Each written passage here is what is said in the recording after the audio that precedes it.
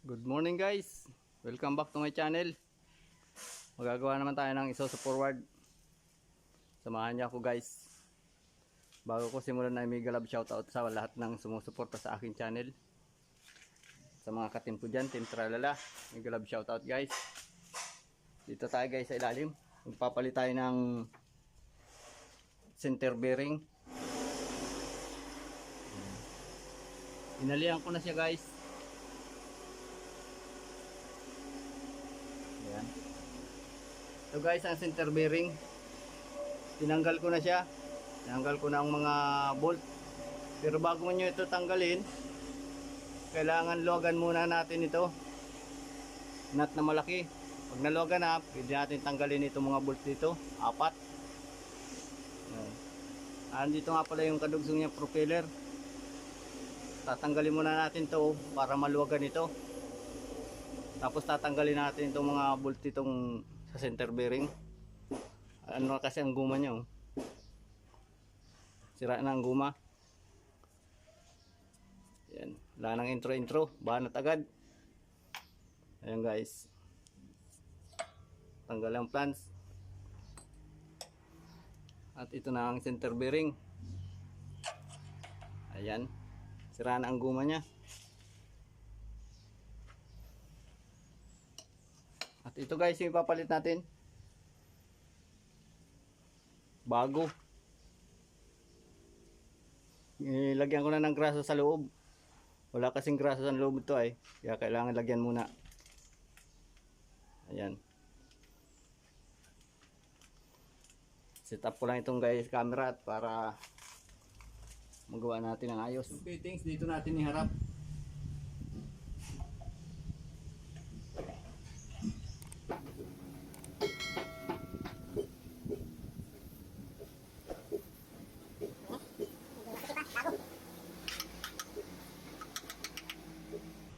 Guys, pag nasalpak natin, pwede natin lagay yung mga bolt dito.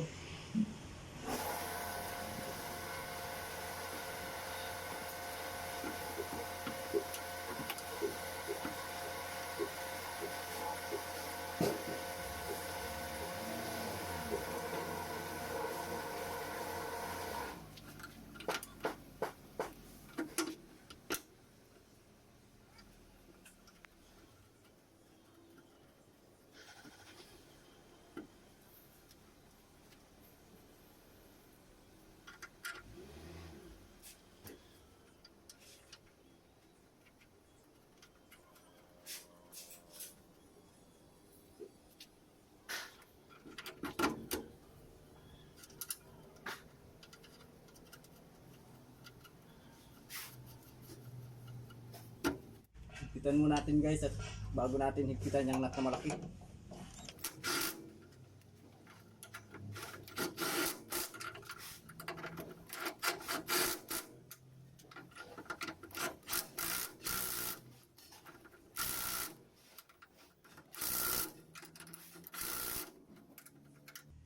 So na guys, susunod natin plants.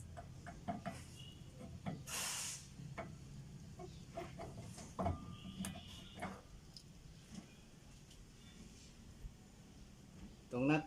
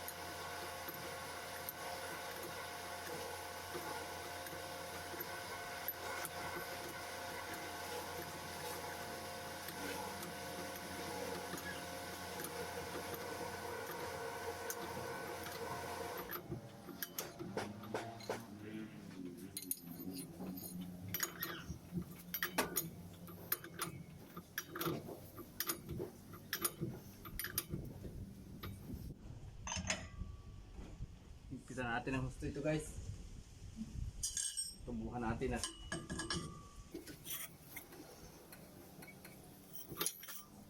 lagyan natin ng lock guys. Pinipit-pit lang to.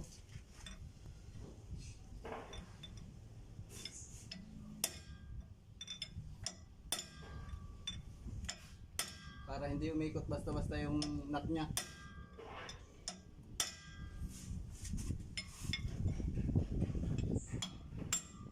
Ayan guys, ipit na. Yogan ulit natin. So guys, pwede natin ikabit ang propeller. Tanggalin lang natin itong tali. Pinalihan natin para hindi nakakailangan.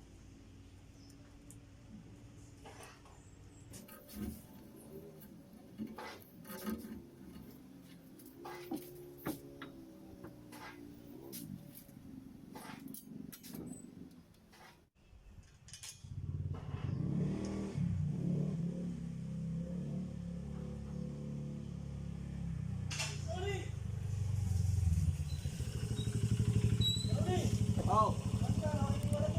Diyan sa unahan ng truck.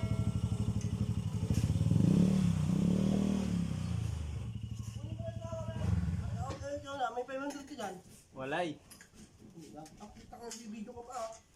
Siyempre, Ang video, ma-send ka na eh. pandagdag views lang yan. Ha? Pandagdag views. So, parang wala silang ano. Sa ano? Kita, 170 pa ang kulang. Laki.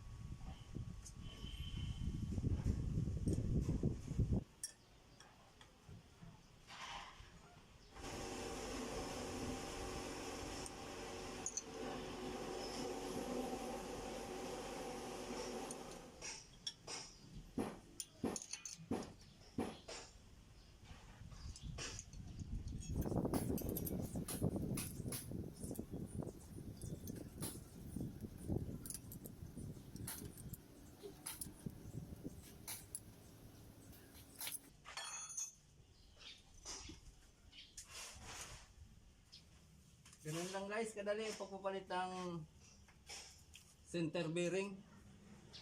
Kaya maraming salamat guys. Thank you for watching.